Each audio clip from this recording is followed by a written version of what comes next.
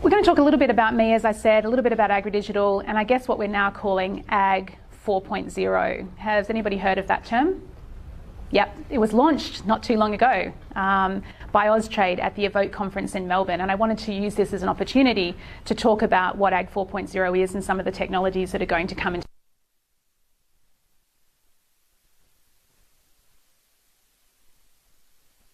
This is, I guess, what my public profile looks like. This is on LinkedIn, as many of you would realise. If you've Google stalked me or LinkedIn stalked me and you're thinking, like, why am I coming to this lunch? Who is this woman? What has she done? This is what you would have seen. And it's a really quite nice story, the way it all comes together. You know, the way that we present ourselves on social media often does look really nice, right? It's quite curated. And of course, the reality is somewhat different. So I wanted to kind of bust the myth of my LinkedIn profile in front of you all and say, you know, that is a truth. There's nothing that's a lie in there, but it's really only some of the truth. I wonder if anybody knows what this might represent. If you do, you're doing really, really well. Anybody have an idea? Your heartbeat. Heartbeat? Yes. My heartbeat, sometimes, absolutely. Actually, the way I think about it is this is probably what my career has looked like. So I'm not going to go through everything in my career because I've been around for a little while. I've got a bit of grey hair. But I have been involved in the ag industry for about 25 years. And when I look back on my career and I think back to school, and we were just up with some school kids earlier, and I do think my career started at school. It doesn't actually start when you leave school. It starts when you start making choices. So that can be as young as primary school, really. And you start thinking about, what do I want to be when I grow up? And what I wanted to be, and I shared it with the children upstairs, I wanted to be an author. And then I realised that I may not be a good enough author to pay for all of the things that I might like in life. And so I decided to become a lawyer because I thought that would pay for those things. And that's the way I thought about life at the time. So I left university. So the trajectory from school was quite an upwards trajectory. I did well at school. I had a great experience. Life was very planned at school. And then I went to university, and the immediate feeling I got was I actually don't know where I am anymore.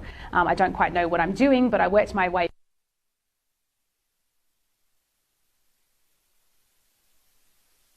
for me and realised I had to do something different, and so I joined the Australian Wheat Board, and that was an amazing moment for me. I did not grow up on a farm, but I do farm now. I married into farming, and joining the Australian Wheat Board was really the first time that I interfaced with agriculture, with farmers, with our agricultural supply chain in a really meaningful way.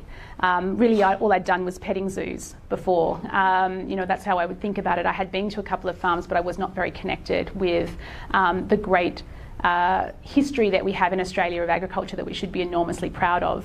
But at the Australian Wheat Board, I learnt a lot. And I then decided that there was lots that I didn't know. So I decided to go to business school and do an MBA, and that then meant that I was positioning myself for the next stage of my career. And that whole career since really leaving business school has been in what I would call entrepreneurial ag. So it's working as an ag entrepreneur, which is now an ag tech entrepreneur, as CEO and co-founder of AgriDigital. If I was to look at somewhat towards the end of that career, there looks like there's a pretty, I almost, so whoever said heartbeat, I almost died, didn't I? There was a bit of a drop there. Now, in Australia, it's not too cool to show that almost fatal part of my career. In Silicon Valley, that's to be celebrated. That's a failure. Yes! So that's something that's pretty cool when you're in the US. Everybody has their failure that they talk about, and this was mine. I went a little bit too early and too strong into an organic fertiliser company way before it was really going to pay off. And I won't go into the trials and tribulations of that one, but I did actually learn a lot through that process. Part of what I learned was that I wanted to learn more about myself, and so I decided to become an executive coach and to work on myself as well as work on others, and that's really stood me in good stead and still does. But then I left coaching and joined my two co-founders at AgriDigital. So the reason I wanted to share that was just basically, particularly for the younger people in the room, to say that, you know, careers are not like this. You know, that's the story that we tell on LinkedIn and social media. It's not the reality. And so if you feel that your career looks more like mine, then I think you're absolutely normal. I think that, you know, that trend line approach to the way that we synthesize and look back on our past really needs to be opened up, and it's really good to kind of share the fact that it's not quite as straight line as it all might appear. So that was really the purpose of putting that forward. So when we look at the straight line approach versus the reality, I think of it in ways of serendipity versus opportunity. If you look at the straight line, you would say, oh, Emma's had a fantastic career. She went from here to here to here, and it all seems so serendipitous and to make sense. And, you know, wasn't it lucky, or wasn't she good, or whatever it may be, you know, in terms of the approach that you look at it. But I think what I've been very good at, if I was to say anything, is I'm a good risk taker. And I am very good with opportunity. I'm good at sniffing out at opportunity, and I'm willing to throw myself into the way of opportunity. So it's much more, my career has been more about opportunity coming my way and me being prepared to go with that opportunity than some thoroughly planned and serendipitous approach to a straight line version of life, which doesn't really happen. So a little bit of self-indulgence, as I said, but I think I've learned 3 things so far, and I continue to learn. One of those is risk. I think we should all get comfortable with taking risk. It's something that I really wanted to talk about on the eve of International Women's Day, because women are often not seen as risk takers, and I think we are. We just don't necessarily think about it in the same way as our male compatriots. I didn't really think of myself as a risk taker, and yet I left a very short career at a law firm. I joined the Australian Wheat Board without really knowing what I was doing. I left the Australian Wheat Board to go and do an MBA, and I borrowed money and bought into a business and turned that business into an opportunity that, you know, could then be sold, and then started a couple of other businesses from there. And, you know, that's my story, and that's my version of risk taking, and everybody has their own version of it. But the point is really to know the risk and know what your appetite is, and then to go for it. To just not do something because it's risky is, in my view, foolish. First assess the risk and then work out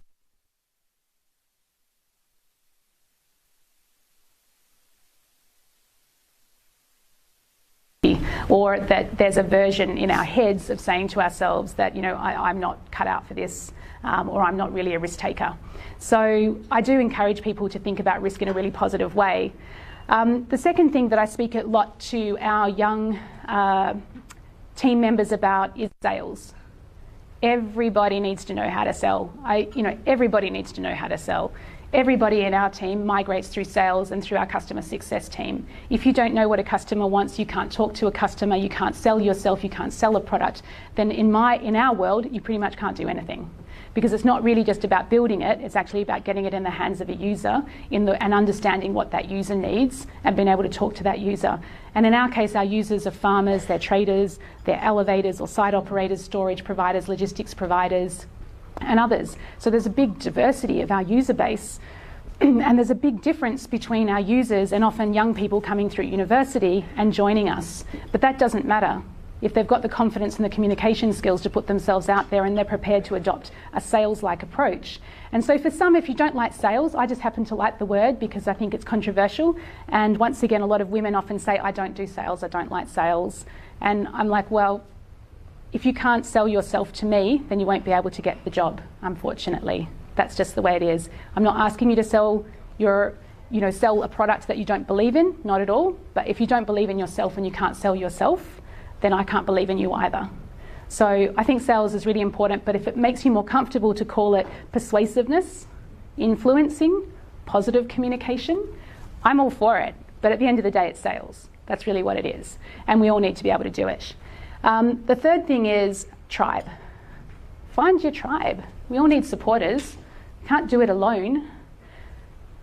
I'm sure you all agree. Building a community plus respecting and valuing diversity is really where success comes from. It doesn't come from going it alone. And this is my tribe, or some of them anyway. We're probably about double this now.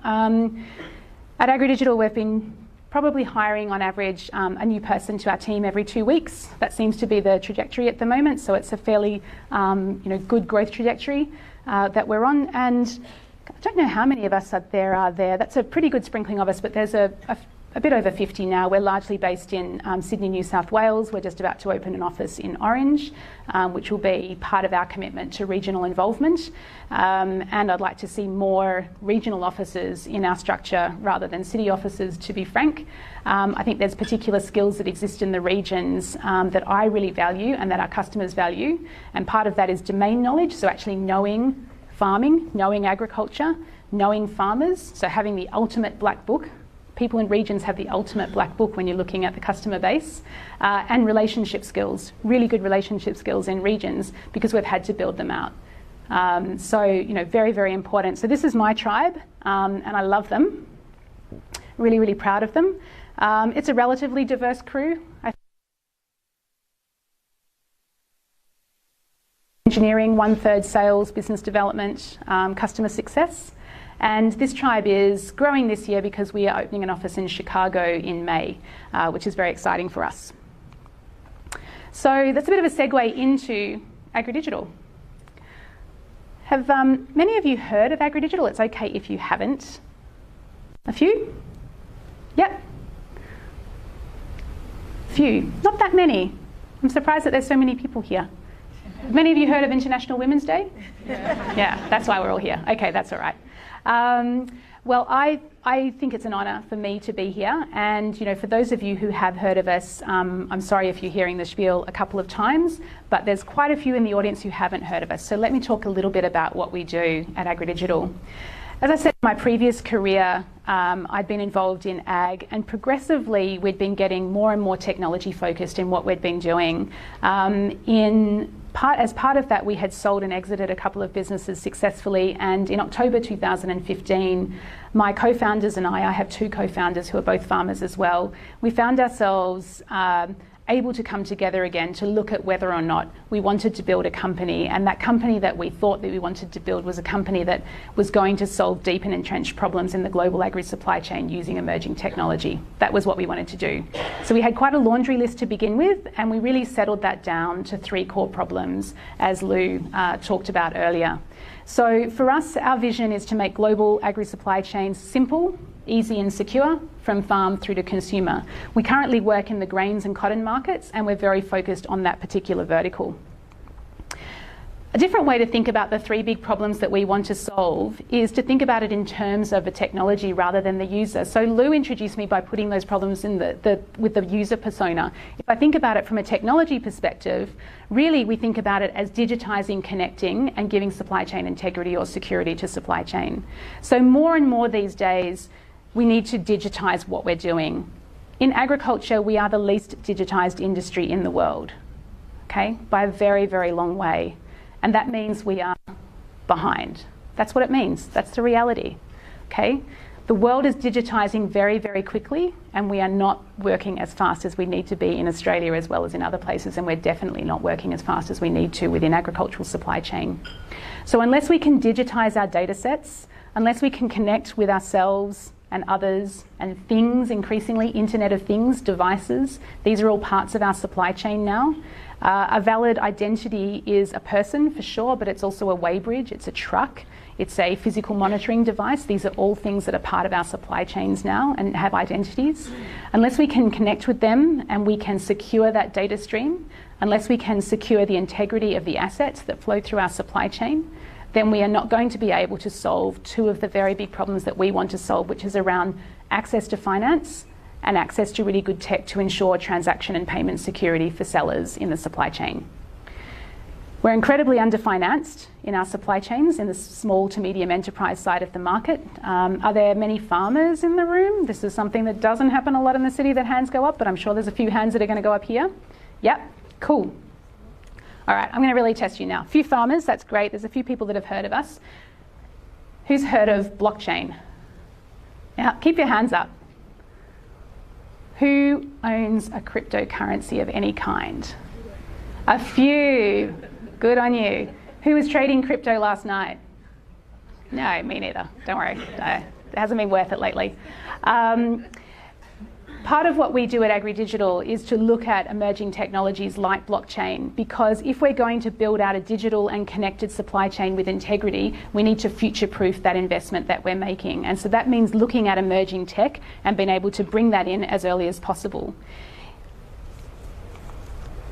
So what we have done is created a digital commodity management platform, which is a full-service platform. It's the world's first cloud-based multi-participatory commodity management platform. That's a lot of words. What it means is that no matter who you are, whether you're a farmer, a trader, an end consumer, a logistics truckie, a site operator, whoever you are in the supply chain, you can come to our platform in order to get access to a physical commodity and move that physical commodity through the supply chain through our transactional engine. So we provide all of the back office, if you like, for moving a physical commodity through the supply chain. In some ways, it's the boring stuff. But if we don't do the boring stuff, we don't get to do the exciting stuff. So we do trade flow management, inventory management, consignments, payments, finance, traceability. And we do that all the way through the supply chain, or our aim is to do that all the way through the supply chain from farmer through to consumer. At the moment, we have built out to the processor. So we are very, very good in the agricultural part of the supply chain, not as good when it starts to become food. Our supply chains are very disconnected. Part of the reason that we do what we do is because a supply chain is nothing more than trade flows, finance flows, and data flows. And currently, all three of those flows happen in completely different systems, in completely different institutions, and they're held completely separately. In fact, much of the data itself is replicated by all of those participants in the supply chain, which makes us remarkably inefficient and costly. And all of you would know the low margin environment that we operate in at the agricultural end of the supply chain in particular.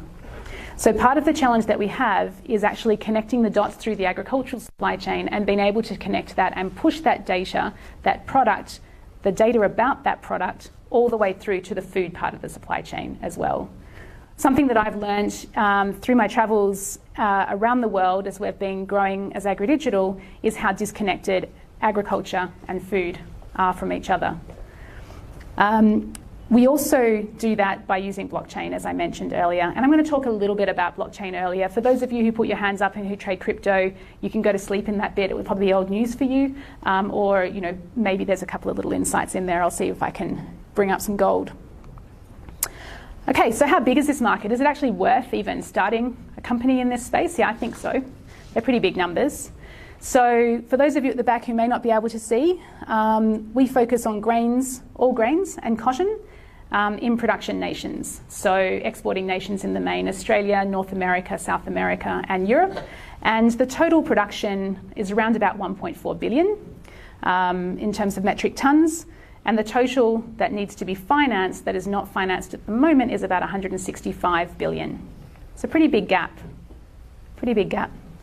In terms of what we see as our immediate opportunity as AgriDigital, it's around about a $3 billion market is our immediate opportunity. So that's what we're going for.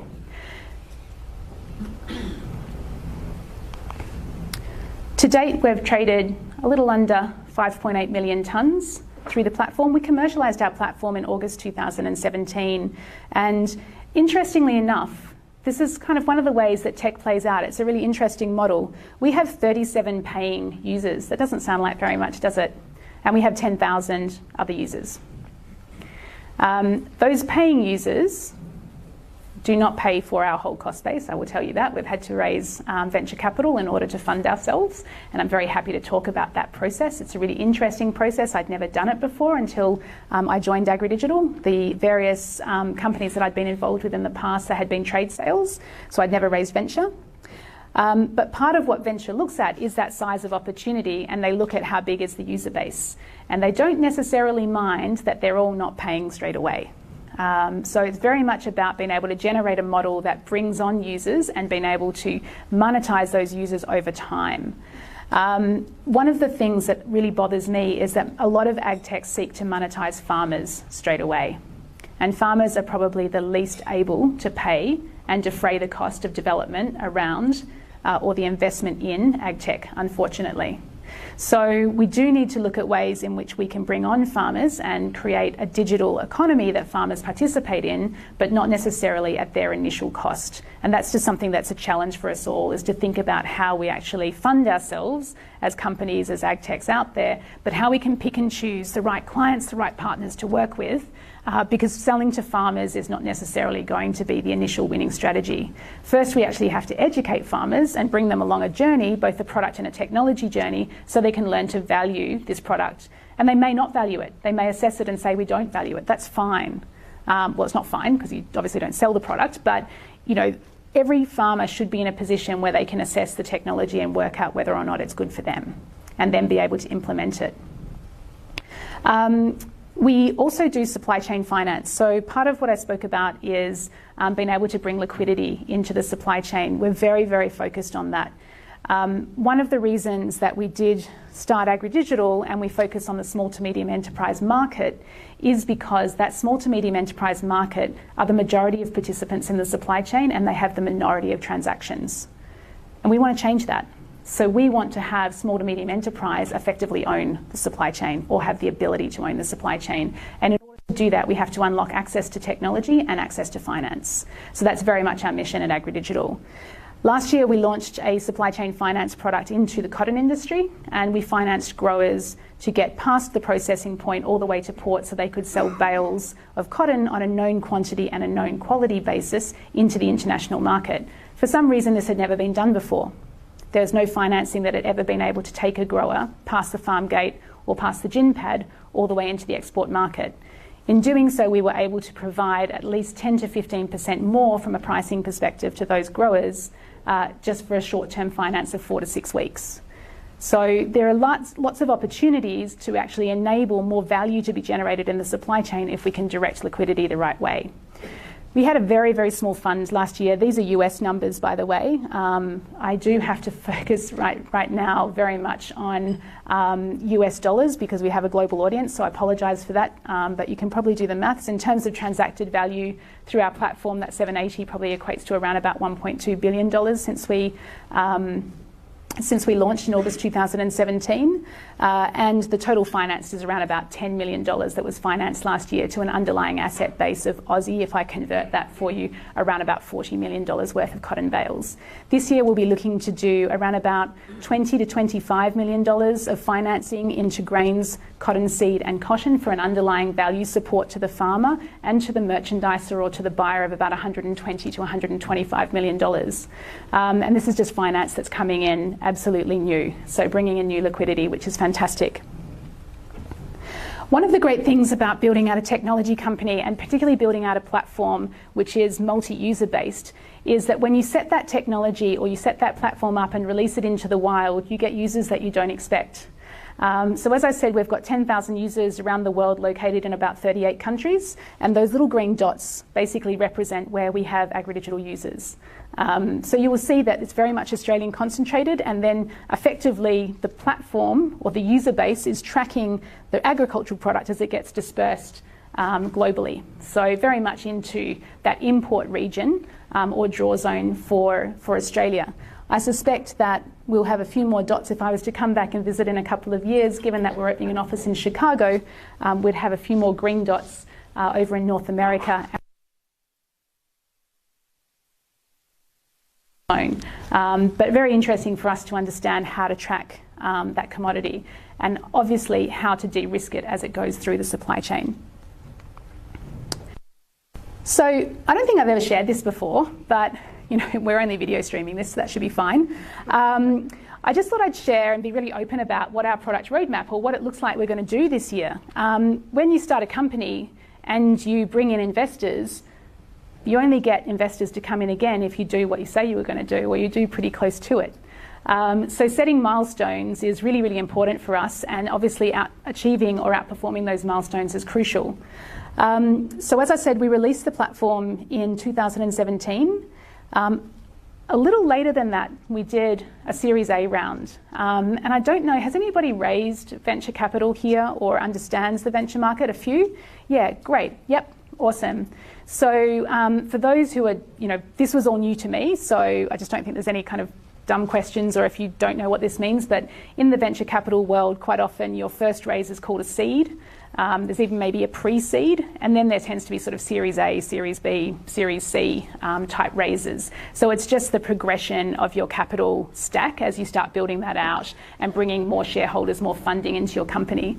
So my co-founders and I essentially seeded AgriDigital, and then we brought in investors in December 2017, and we brought in 2 investors, and they did that $4 million, so $5.5 million Aussie was our first raise, and 2 investors did that based here in Australia. One very large family office who owns supply chain, packaging and food and agri assets globally, and Square Peg Capital, I think, is now the largest venture fund in Australia and have been fantastic. Both investors have been incredibly supportive of us. They came in before we really had customers, which was nerve-wracking for us all, and that's obviously what early stage investment is, part and parcel of early stage investment. In March 2018, we launched our first supply chain finance fund, which I explained to you before. And then we had a really crucial point. In October 2018, we released our consignments feature. That's our import-export feature. And that's effectively was our first step into the global market, because at that point, our customers could take the physical product out of Australia through AgriDigital. And in doing that, they actually took our technology out of Australia as well. So there is an absolute symbiosis between our technology and our users and the way that they use that technology. Our growth is very, very dependent upon our customers, and we are very customer focused at AgriDigital. Our customers would definitely say we're not customer focused enough. They always want more, and so they should. They would definitely say we need to develop more features, that we need to get them out faster, we need to get them out quicker, and we do. There is no doubt about that. But we are very, very focused on our users. And so where we are now in March 2019, we are launching our Giora blockchain protocol. As I said, I'm going to speak about blockchain shortly, but what we have decided to do at AgriDigital is we were the first company in the world to do a settlement on a blockchain for grains. So it was a farmer and a buyer in New South Wales, and the farmer sold a load of wheat to the buyer, and it was settled on the blockchain. So that was back in December 2017. I probably could have that up there as a milestone. But what we have decided to do, that despite the heavy investment we've made in blockchain, really what we think about blockchain is that everybody should get to use it. It's a horizontal technology and it works best in a network. So we are spinning out those activities, that revenue pipeline from AgriDigital, into a foundation called Giora. And that is a not-for-profit, non-equity held foundation, which can then open source the technology to anybody who wants to use it, and it's purpose-built for the agricultural supply chain. So we are then in the process of engaging this year. This is what I need to do. You can judge me on it at the end of the year, see if I got there. Onboarding our first North American customers. We are soft launching in the US this year, and so we're looking to onboard around about 7 customers across the US and Canada, which is really exciting for us. And in May 2019, we'll be opening our office in Chicago. I guess I'm not going to go through every single part of the milestones, but an important milestone for us is the launch of a grower app. We very deliberately decided not to launch AgriDigital to farmers when we launched in 2017. And the reason for that was, as I explained, that farmers are not the ideal first buyer of technology. But they're really, really important to us, and farmers are actually the main number of users, the majority of users in AgriDigital. So we have around about 3,500 farmers who are users of AgriDigital in Australia. And it's about time now that we gave them more utility within the product. And so we will be launching a grower app in October 2019, so on the eve of harvest, I guess. By March 2020, you guessed it, we're going to have to raise capital again. It's expensive doing this and having a team of 50, 60, 70 people as it grows. And so this is an ongoing process, which is really interesting, and I'm happy to kind of open up to you in questions. But what I wanted to finish on, having given you a flavour of a little bit about what I've done, a little bit about what AgriDigital is and is doing, is the broader, I guess, macro environment that we're playing into, and that is the Ag 4.0 environment. So why is ag tech so hot right now? It is. Did you guys realise that? I've never worked in a sexy industry before. I'm loving it. This is the first time, so it's really exciting. But ag tech is so hot right now. Everybody wants to understand what is happening in ag tech and the way in which emerging technologies that have been deployed across a variety of industries are going to be employed in the agricultural sector. And the reason for that is that the macros around agriculture are actually really, really strong, even though our margins continue to erode and our terms of trade continue to erode. And that's why we need to look at liquidity solutions to improve that position. But I think I've probably banged on enough about liquidity. This is a little bit of a glimpse of the AgriDigital platform. I did drop some videos because they were a little bit heavy, so I was going to show a couple of blockchain videos as well as platform videos, but suffice to say that the space that we mainly work in at AgriDigital is digitisation. And digitisation is not a technology per se, it's really a group of technologies, or it's a kind of a banner, I guess, for readying our data set, our processes, our workflows for the digital economy. But what digitisation is not, it is not Excel. Okay, so if you're using Excel and you think you're digital, you're not. It's just Excel. It's a spreadsheet. Sorry. It's not PDFs, okay, as well. Digital means things can move. Digital means programmable. Digital means that data can be shared, it can be permissioned, and it can actually move across ecosystems. And it can be used in a variety of different ways without changing the original piece of information. So we can deploy that data into different segments, sectors, parts of the marketplace to different participants in the marketplace, and that data still has value. Okay, so our aim, obviously, at AgriDigital, given the name, is we want to digitise the supply chain. We need to digitise the supply chain because we can't bring new functions, new features, new liquidity into the supply chain. We can't secure the supply chain unless we can actually manage the data set. And that's challenging from where we stand at the moment. I did arrive back from the US yesterday. I was actually over there signing up customers. So I'm a little bit ahead of my milestones, which is great. It's always good to be able to, you know, under-promise and over-deliver. When we were there, I met with a customer and I asked them how they were managing their trade flows at the moment, and they showed me their whiteboard. And that was it. The whiteboard is really important. It's very central, and they don't quite know what they do without that whiteboard. And I did point out that erasers are the enemy of the whiteboard, and that they should probably lock down that whiteboard by throwing out all erasers, because that whiteboard had a lot of very, very valuable data on it. He then said to me that they were thinking of putting the whiteboard into a spreadsheet. And I did say that was an improvement, because I think that is an improvement. But then we went into the conversation around digitisation. Part of what digitisation does is enable us to share data sets across multiple participants at the same time, real-time data. It's really, really important. Another technology that we all are probably playing to in this room in some way or another, and I've already met some people that are playing directly into this space, is the Internet of Things, IoT. Some of you may have heard of The Yield. Ros Harvey is the co-founder there. She's a fabulous female in ag tech, and someone we should certainly celebrate on the eve of International Women's Day. The Yield is an amazing Australian ag tech story, and I encourage you to look them up, but they are playing directly into this Internet of Things space. If we want to be able to move physical goods through a supply chain and optimise those physical goods, we need to know where they are at any point of time. We call that proof of location. We need to know the quality, we need to know the quantity, and we need to know that hasn't diminished or been derogated in any particular way, because unless we can do that, we can't secure the asset. If we can't secure the asset, we can't finance the asset. If we can't finance the asset, we often can't buy the asset. You can't buy the asset, you can't sell the asset, why bother producing it?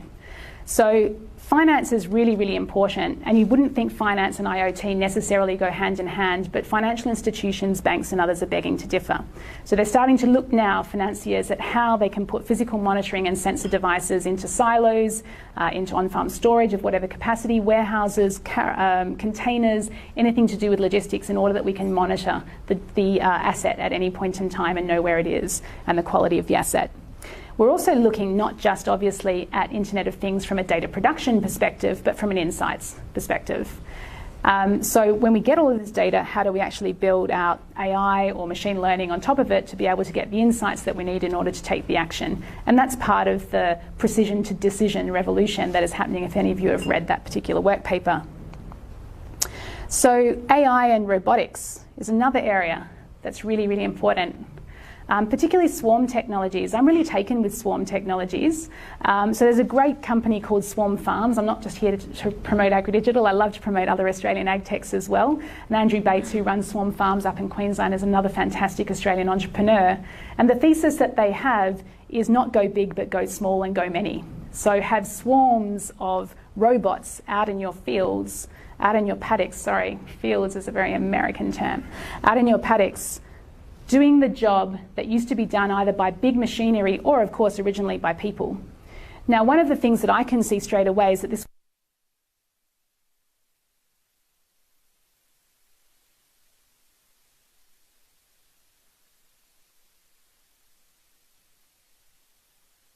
or non-organic chemical. You know what I mean by non-organic, and everything is basically organic, but you know what I mean. They can actually remove bugs through air rather than the application of pesticides. They can pick cotton, for example, when it's ripe, and they just continually pick. So you don't have one harvest, one pick anymore. You actually have a swarm that continually picks, and they only ever pick whenever the cotton is ripe and ready to go. So nothing is ever left in the field anymore. So the wastage starts to go.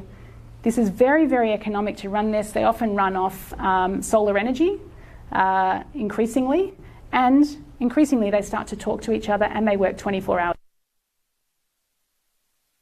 Really interesting what's happening in the robotics space in broadacre, as well as what's happening in horticulture as well. Okay, AR and VR is not just for gamers. It's happening in agriculture as well, and in particular in the livestock industry is where I'm really aware of the application of AR and VR. It's happening through quite often in nutrition supplementation and having a look at how livestock is being monitored, health, well-being and assessments. I think it's really interesting technology. And the reason I guess I'm throwing these up here is because we're not prepared, are we? We're not really ready for all of this technology to hit us, and we've got to work out solutions for how we're going to do that. And I think those solutions are going to come out of regional and rural Australia.